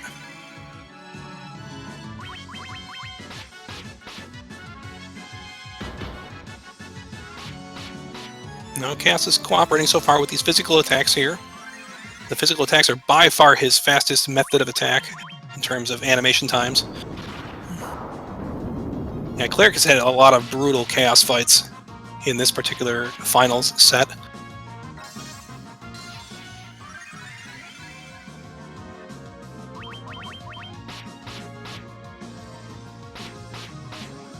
Still doing pretty well right here.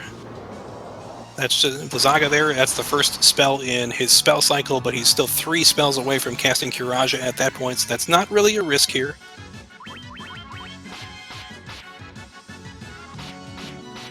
He's continuing to chew through it, and there it is. There is GG for Cleric.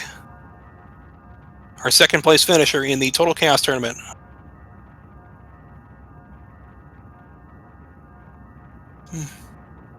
With a time of 137.50 SRL. Yeah, these guys have been battling back and forth over 5 games here. And after all of that, YoshiKyon has emerged as the victor here. So we're going to get Yoshi in here for an interview. And then I'm sure Cleric will be along shortly as well.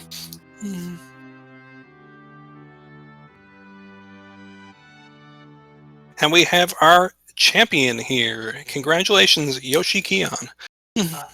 Thank you. Yeah. Wow. So the first thing I'm going to ask is if you were watching the restream and saw what happened to GreenCleric. Yeah. Yeah. So the first death, the one in Ice Cavern, I was like 2 minutes behind at that point, and I wasn't going to save in Ice Cavern. And then I saw the death happen and immediately hit the menu and was like, okay, now it's all to play for. I can make up for this. And as soon as I saw the Sandworm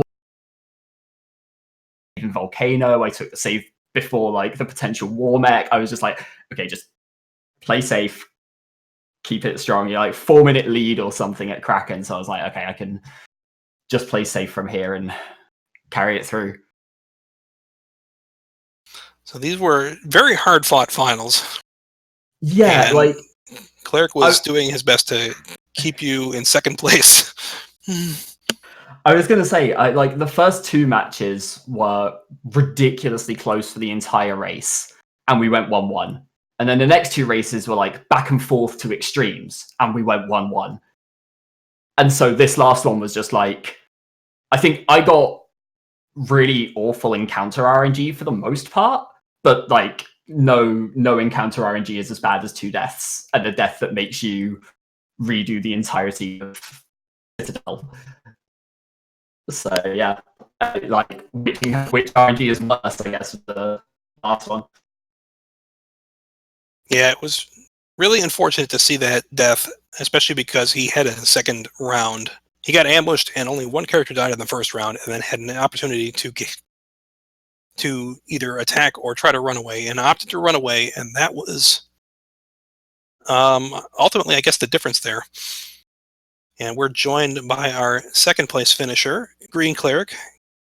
Congratulations on a wonderful overall tournament, Cleric.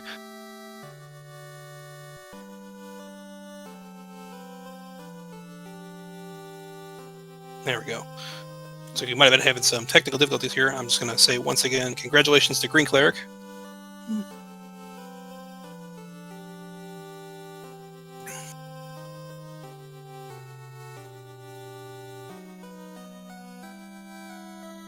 Okay.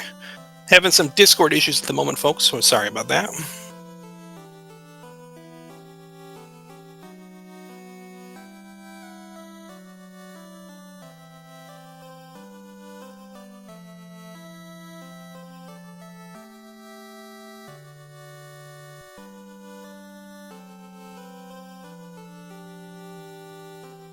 Okay. So just having some slight technical difficulties, as Discord took a little bit of a death. Okay. Oh, we'll try this again. Okay. Welcome back. I think we're good. Okay, there we go. Congratulations, GreenCleric. Congratulations, Yoshi. Congratulations. Amazing games. Oh my god. I was just saying before you joined, like the first two were really close, the second two were like, the next two were back and forth the entire way, and this one was just like, let's just throw the worst at them and see what happens. And like I said, this was the one. This was going to be the race where something really, really bad was going to happen to somebody, and it was. Like I said in the IRC, like I got really horrific encounter luck. Before I hit Marsh Cave, I had 3 wolf ambushes, like 7+ wolf ambushes, and I hated it. But no amount of bad encounters is going to make up for a death that requires redoing a dungeon. No, I mean, you know, when you look back and when I was finishing up the race, you're thinking about going, I probably should have just attacked the sandworm and everything would have been okay. Or everything would have been, because, I mean, the run odds are in your favor, but I figured, okay, Earthquake, 1 down, okay, no big deal, run, oh no. And then when you look at it, the problem is you're not thinking how much time you lost, because you're just thinking, okay, now I gotta redo all this again, it's the final, it's game 5, you're not gonna forfeit or anything like that. Right. And then when you start looking at the time, you go, oh, I lost a lot of time. And yeah, like for what it's worth, I'd have done exactly the same thing. I'd have tried to run and been killed as well. So yeah, I mean, in retrospect, it's kind of like if I had attacked, it would have been okay, no big deal, just lose a few seconds on the revive and everything. But again, run odds are in your favor, so didn't work out. And then I honestly think, I mean, the way the rest of the run went, you were still gaining, because the rest of it, Chaos Shrine was not very nice. Nothing was really very nice after that, just a slog. But, I mean, the only satisfying part of that for me was at the end when Chaos attacked my White Mage, and the White Mage basically said, no, not this time, buddy, you're not killing me. So, I mean, I give props to her because she was the saving grace of that right at the end. That's like, yes. I think, yeah, Chaos Shrine was about the only thing that went okay for me, outside of, like, 4 white dragon attacks, one of which was very nearly fatal. I saw that. I was like, okay, like, I don't want to wish you bad, but I'm like, okay, come on, guys, come Chaos- on. Chaos tried. Chaos punched out my Black Mage before I could haste anyone. And at that point, I was like, okay, I've got enough of a lead to just reset immediately. And if the haste had gone out, I probably wouldn't have reset, but no hastes. I'm like, that's just enough that I can get away with this. Yeah, I mean, that's what I would have done. I mean, you know, especially even if you have even if it's a 1 minute or 2 minute lead, it's like, you know what, just take the reset because you still got the lead. Like, try get it done right instead of scrambling to try fix everything on the fly in the battle, because that doesn't always work out too well. Yeah, I'd have just been punching and hoping for no Kiraja, basically. You're hoping for no Kiraja, you're also hoping for, you're hoping for nothing that's going to kill the party member that you just revived. So you're hoping for physicals, that's all you're hoping. Oh, I'm saying I wouldn't revive the Black Mage, I'd just be hoping for no Kiraja and not running out of MP. So I'd be pushing it a bit. Okay. Yeah. So I think the reset was probably the better call. So with the conclusion of this, the tournament is over now, and I was hoping you guys could talk about the whole experience of the tournament, how it's been for you since the start. Because I was telling everyone at the start, this is clearly the finals that everyone predicted when this tournament started. Absolutely. Obviously. I think in the predictions on the challenge page, I think like 4 people combined predicted either of us to get to top 4. Yeah, and I think 2 of those were you and me, so... Yes! So you guys knew something we didn't. Clearly. Or Chaos knew quite a lot that we did not. Yeah, the tournament's been crazy for me. Like I say, it's pretty much 4 months to the day that I did my first ever run of this game. And so I've kind of like dived in at deep end, half my learning has come from races in this tournament where I've been doing commentary and watching other races and going, oh, I should start doing that. It wasn't until the first time I did commentary that I found out you could run from unrunnables if they were preemptive. And like I basically learned the hard way going through the tournament, I think. But yeah, like there have definitely been some big upsets for both of us, I think. I'm insanely proud of like how this has gone, and yeah, like coming out of the group 5-3, I did not expect to be making the finals, let alone winning it.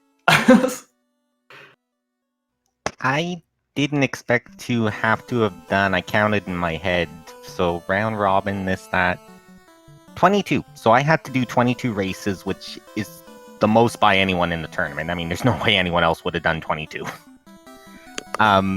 So bit of an endurance thing there. I mean, I just joined it for fun. I mean, to make the finals itself, like even the semifinals would have been like, okay, cool. I mean, everything's gonna end now, but I'm just happy that I got the chance. Like, I had some fun, but no, I mean, even the way today went, I mean, it's kind of one of those races where it's really, really disappointing, but at the same time, you look back, you go, yeah, it was bound to happen. So, just the way the game goes. I mean, I have no regrets at all. I'm glad to see new faces and old faces alike in these tournaments, and I'm glad that everybody was able to participate here. So on behalf of myself, the primary organizer of the tournament, and Double Drop, I just want to congratulate everybody again for their performances here. So big congratulations to Yoshi here. If Yoshi returns to the Discord, you might notice a little change in your status. Oh, I got a tag. Yeah. Oh, jeez. But thank you guys for a thrilling series here, and I want to take this opportunity to thank Speed Gaming, who's been a huge help with restreaming and helping us bringing these matches to the viewers here, because they've been working with us since day one here. And without their help, we never would have gotten even half these matches broadcast or any of this going on. So they deserve a huge shout out and huge thanks. So to them, to my co-organizer Double Drop, thank you. To everyone that has been able to participate or commentate, thank you as well. And all the viewers, thank you guys for tuning in and watching these matches. I mean, honestly, it's very satisfying to just go through and help organize something like this for the community, and it really is appreciated that people like to tune in and watch what's going on. Yeah, I really want to thank like the whole community here. Like I say, 4 months ago I was doing my first run and Leonis showed up and just started talking about tips and ideas and kind of dragged me into things. Hey, there's a tournament coming up, come join. And everyone has been so welcoming, so friendly, so helpful with everything. The number of people who've stepped up to do commentary is incredible. Like, all of the commentary has been amazing on that note. I've been like super impressed by it, and yeah, it's crazy to see how much support there is in this community. It's really, really like encouraging to see. Bringing it up here, I mean, do you have any final thoughts, Cleric? Nothing. I mean, just a little salt in the wound there at the end. But again, Yoshi, congratulations. I mean, you definitely, especially for somebody that only picked up the game a few months ago, you did tremendous job. I mean, you really should be proud of yourself. And again, to everybody, not just on the SG side, but you know, yourself, Poor Sky, Double Drop, everyone who was helping out organizing, everyone, like you said, who helped out with making their own contributions to the tournament. Thanks a lot, guys. It was a great run. Wonderful. So thanks again to everyone. Everyone that helped out here, and thanks again to the viewer guys. We hope you enjoyed the tournament here. We'll see what the future holds regarding more tournaments, but that's not going to be for quite a while. We're going to take a break. But since we're done with that, we hope you guys will enjoy the remaining speedruns content that is here on the Speed Gaming channels. But with that, we'll wish you a wonderful rest of your day here, and then we'll see you another time. So, bye-bye.